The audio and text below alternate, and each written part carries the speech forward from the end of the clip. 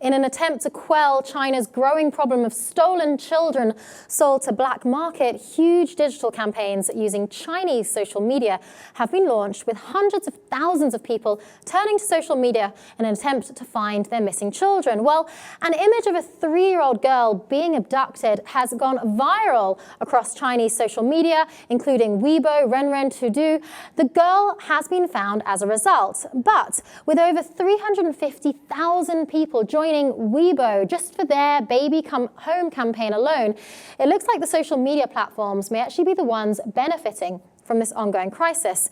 Well, this is an incredibly common situation in China, and estimates range from 10,000 a year to 70,000 children a year being kidnapped from their families and put to black market. This was one situation that went viral recently, and in which case the child was actually found. And what happened was a young girl was with her grandfather. They were walking, and a woman came up to them and asked them for some food. And the grandfather decided to help and go to get the woman food.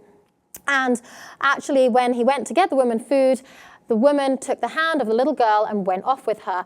And this went viral on social media. Hashtags were put up. One read, "First ask for food, then kidnap granddaughter."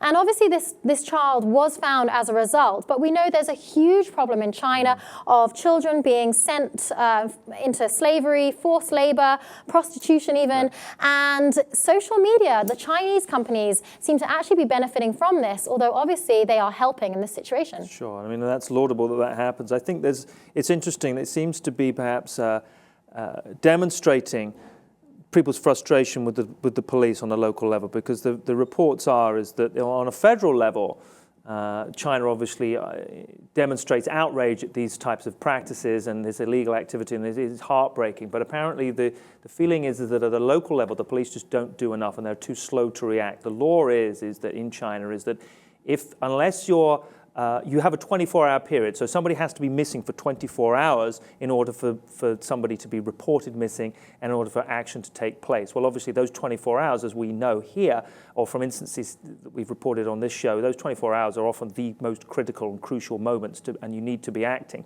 And so it seems to me, I take from this, is that people are taking ownership themselves and are trying to personalize an action and activate themselves in the face of what's seeming to be police inactivity on these matters. Yeah, and it's people taking the situation into their own hands because, as you suggest, there have been a lot of complaints about the slow response from police. And when you're talking about numbers of up to 70,000 children per year, that's just incredible numbers. There is a lucrative black market trade for children in China.